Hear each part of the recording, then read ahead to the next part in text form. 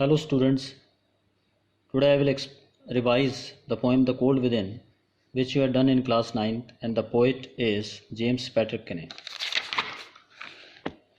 In this poem, just by chance, 6 human beings get trapped to a bitter cold and they are all sitting near the dying fire.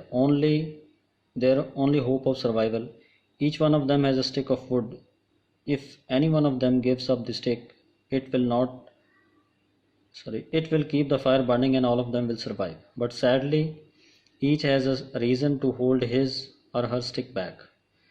The first of the group is a woman who does not want to give a stick, as it will save the black man's life, whose face she has seen in the light of fire.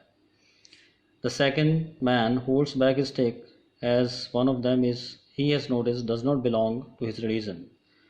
The third is a poor man in tattered clothes, and he holds back his stick thinking that it should not be used to warm the rich man among them. The fourth is a rich man holds back his stick. He wants to keep his wealth away from the undeserving, lazy, poor persons. Fifth one is black man, full of hatred for the white people. He wants to hurt the white somehow by holding back his stick. Last man of the group has his own reason to hold back his stick, as no one else is ready to renounce to give his stick, so he too will not. He thinks only to give to those who give first. So all of them die not because of the coldness from the outdoor, but because of the coldness in their hearts. Next I will revise the poem. Next I will revise the chapter story, Chief Shuttle's speech, which also you had done in class 9th. In this story,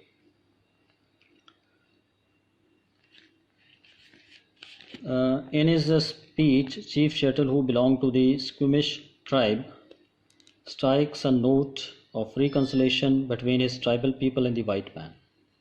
He pursues the path of accommodation to the white settlers in the US state of Washington.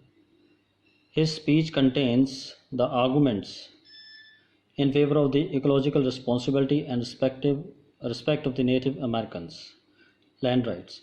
He recollects the time when the hostilities existed between the white man and his tribal people, means red children, but he no longer wants the hostilities to return.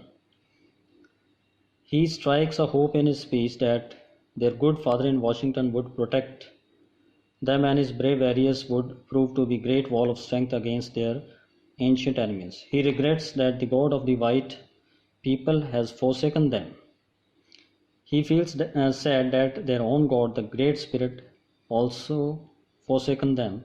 He is conscious of the fact that the white people and the tribal people are two distinct races with separate origins and separate destinies.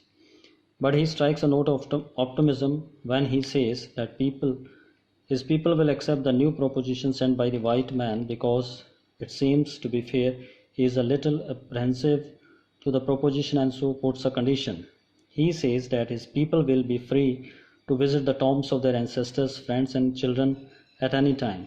The dead people of his race will love these somber solitudes, and at night these deserted streets will be thronged with the returning hosts that once filled them and still love this beautiful land.